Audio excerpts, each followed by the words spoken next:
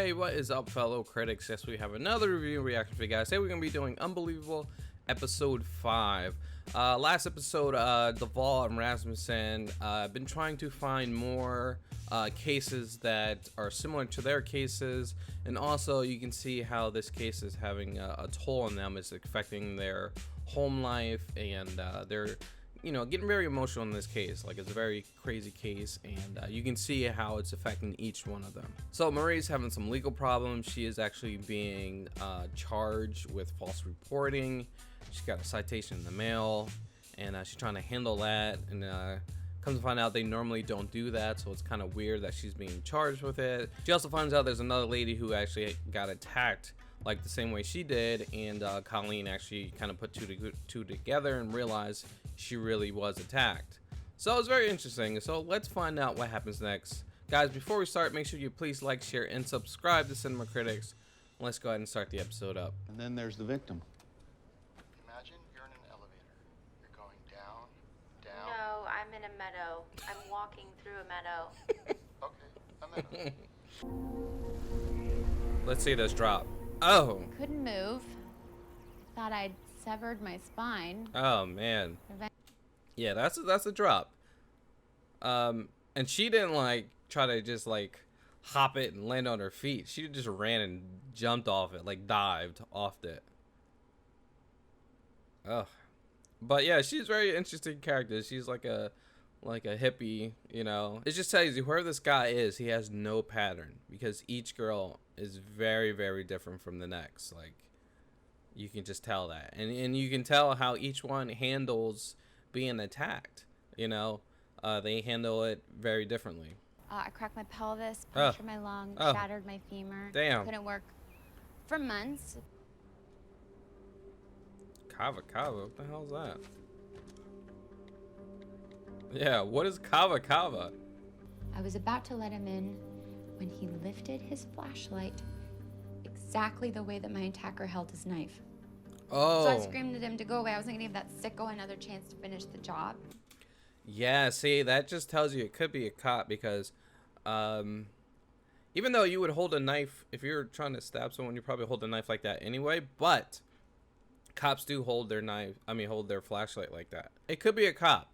Like I said, it could be either a cop or someone who's like, you know, related to a cop, or someone's in a similar field, you know. Military could be that as well.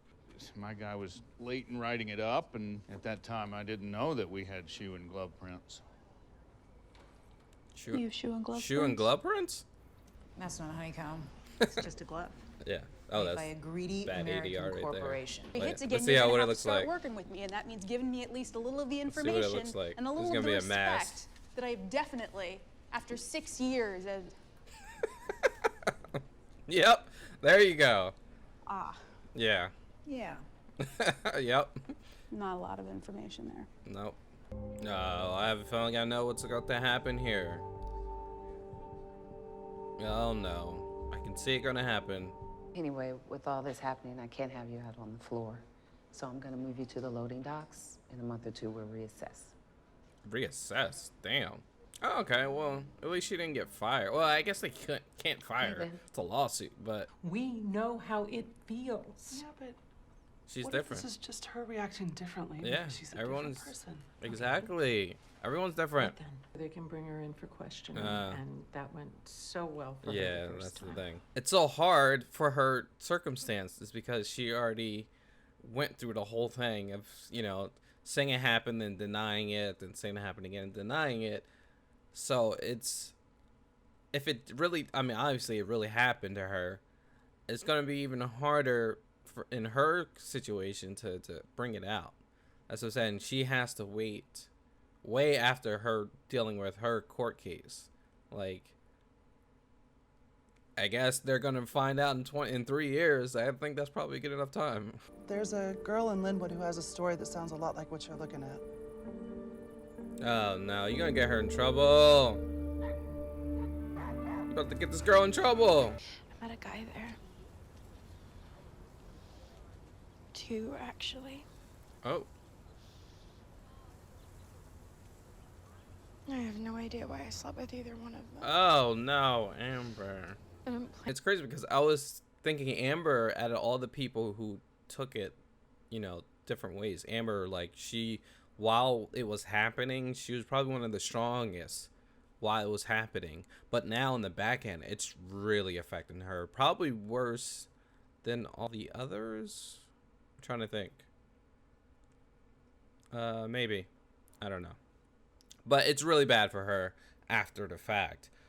She's very, you know, nervous, anxious. She bought a gun, and then, you know, she met two guys and slept with them. Like, that's all product of what happened. People will take trauma differently. So that's one way of her coping with it. You know, like, it's all different. Like, I just like what Kaitlyn and Judith were talking about. Like, oh, it happened to us. We don't feel that way. Well, it's different for each person.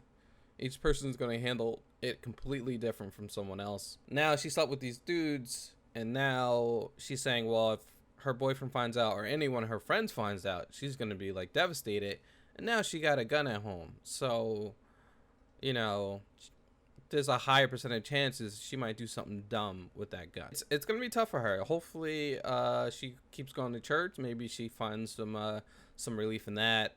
She doesn't want to do support groups, so maybe Duvall, you know, tries to reach out to her and try to become her friend. I don't know how much she can, because it's all part of the case. You can't really, you know, I guess they have like rules. You can't really talk to, you know, victims like that, but she needs something. She needs some kind of help. I like that you're chill, Marie. I don't know many girls could be sent back here and not end up making my brain bleed. I already know what he's thinking. I already know what he's thinking. Max, I'm just fucking with you. Oh. Yeah, he's kind of weird. You're being totally unfair. You don't know anything about unfair. You have had everything handed to you, everything easy. You can't behave like this at work. It's absolutely unacceptable. Oh, she just found a reason to fire her. Fine. Fuck it. I quit. Damn. Damn. Damn. That one dude, man, he was being jackass. Is that okay for him to act like that? Because that's just how people act? No, that's not okay. Because people are assholes doesn't make it okay to be an asshole. It's still not okay. All that just happened at once. She's already in that bad mood for what happened with the dude, and she didn't want to hear nothing from anybody. And that's what happens when you're in a bad mood. You're just like, F it. You're in the F it mode. That's what she was in. F it mode. Whatever you coming at me, F it, F it, F it. Job, F it. Friend, F it. There we, you know, that's what happens. Should I maybe separate out files where they suspect law enforcement personnel? Oh, dummy. What? Civilians would have that information too. CSI's turned a generation of American TV viewers into crime scene experts. Seriously, you don't like this angle because of a TV show? 2011, yeah. CSI was pretty big in 2011. Hold on, let me look up. I shouldn't really do this, but I'm gonna look up CSI real quick. That was 2000. I didn't realize how long CSI been on TV. Jeez. But that's 2011. I guess it was still watched, but it wasn't as big as it was. I think CSI, when it first came out, no one really watched it, but those middle seasons really blew it up. What if men were raped at the rate women are? What if Taggart It'd was be worried the a stranger end of the was gonna world. fuck him in the ass when he's walking home from the grocery store at night? This man is helping us. This man is stepping up. Okay. All right, she got a point. If it was the other way around, it would be freaking surveillance cameras every corner. They'll be like, I'm telling you, it would be crazy. One thing's for sure, someone needs to get out to Kansas immediately.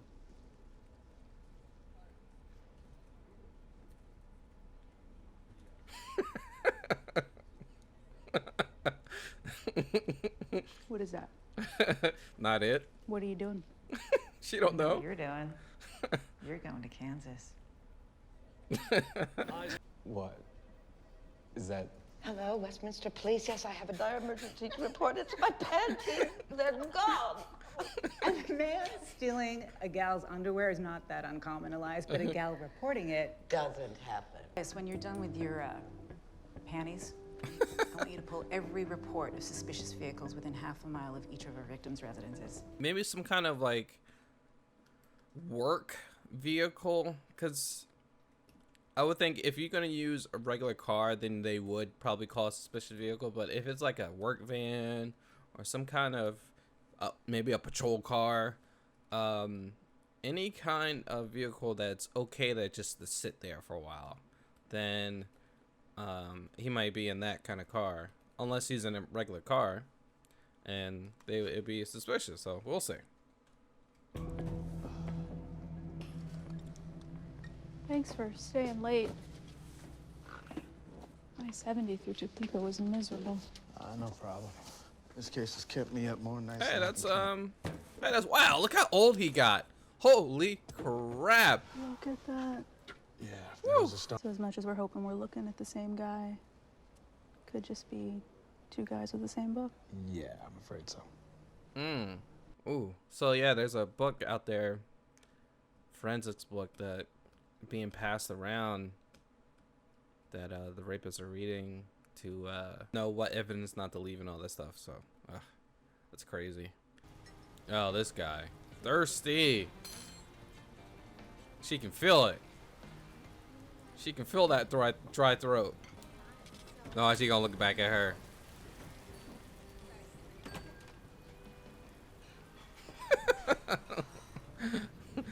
Like, now you don't want to look at her. Uh-oh. Oh, just staring at him. Daggers. First guy's name is James Massey. Oh, she's slick. She's slick. Ah, see, that's how you do it. She's slick with it. So yeah, that was the episode. Pretty good, really entertaining episode, actually. This is a very jam-packed episode. There's a lot going on. So let's go ahead and break it down. So they meet up the lady who actually was attacked, and she actually got away from her attacker.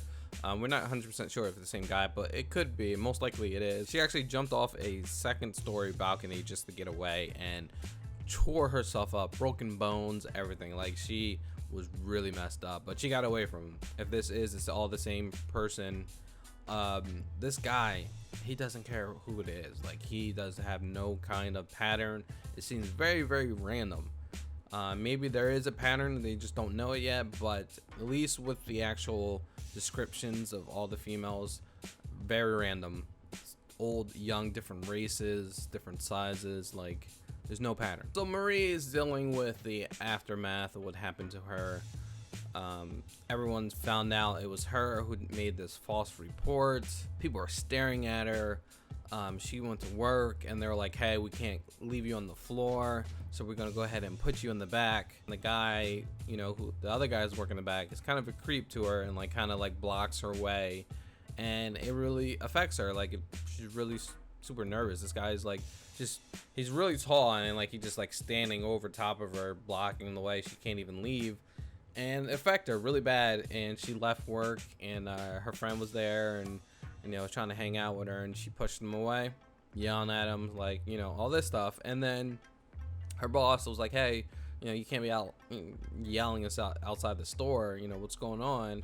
And she was like, you know what, F it, I'm quitting. And she quit work. The friend, the boy, I keep forgetting this kid's name, he don't want to even talk to her anymore, because he, you know, she pushed him away.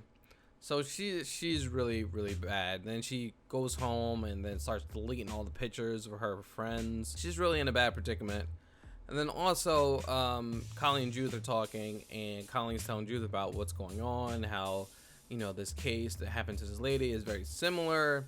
And then the fact that, you know, she has a court case coming up, and you know, should we talk to the cops? And Judith's like, hey, you know, maybe it's just better off just to let this blow over, you know, don't, you know, affect her even more. You know, she got this court case, is gonna hurt her case. You might as well just let it blow off. It's gonna be better for her if this all just goes away. So Colleen doesn't do that. So Colleen calls the detective of that case that's very similar and gives Marie's name. So the guy, the detective, calls the detective that was a part of her case, Marie's case, and you know, pretty much the detective shut him down. It's like, hey, no, you know, this wasn't a case. We're actually getting her for false, you know, reports and all that stuff. So we'll see where that goes. So they actually found shoes and gloves that probably are the same ones that were used, because they found like glove prints and they found footprints. So they actually found these shoes and gloves are pretty much 100% match what the guy was wearing. Rasmussen was going through a list about domestic abuses and restraining orders through all the police officers, and so they actually found one that actually went together. It was this cop, and she actually went to her husband about it, trying to figure out, hey, can you go check this name up for me? And like, he's like, no, I can't do it, you know, I can't. Stop asking me, you'll get me in trouble, you know, I can't just do it on the hunch, you know. And they're having some problems with that. She kind of like knows he can't do it, but she's gonna ask him anyway. And he's like, yo, you know I can't do it. Stop asking me. You'll get me in trouble. You'll get me fired. Then what's going to happen? So she actually calls the department up where that cop works at. And she's like, oh, you know, I'm looking for, we're going to do a softball league, you know, and we're looking for people to join. So, so she actually gives his name. She's like, oh, you know what? I'll, you know, if you don't want to call, I can call all the people and ask them if they want to join. So, you know, just give me the phone numbers. And this guy was the first name on the list. With that FBI database they were searching, they actually found something very similar, but it was all in Kansas. So Duvall actually got sent out there to Kansas, and she seen that there is this book that's been going around about the forensic for rape cases that's actually been shared through other guys who've been attacking people. It's a possibility that this person, it could be another person as well, and they're all just sharing this book, and they're just using what they're learning from the book not to leave evidence. So it's a very crazy situation that this is actually really happening. Like, people are actually going and sharing tips of what they do and how to not get caught, which is crazy. Which, you know, it happens, but it's just crazy. How do you, first of all, how do you find each other? Like, or on some dark web site, you know? It's just crazy. So yeah, this is another good episode. I think this was really jam-packed episode, and actually very entertaining. It had a lot of funny bits in it, had me cracking up. And so yeah, guys, let me know what you thought of this episode. I really enjoyed it. I'm really enjoying the show. It seems like there's another show that's not being talked about really. And I understand why. It's very heavy, you know, it's about a really crazy situation. So I can see why it's not being talked. It should be talked about, but I can see why it's not. So guys, thank you for watching. Make sure you please like, share, and subscribe to Cinema Critics, and we'll catch you on the next video. Peace out.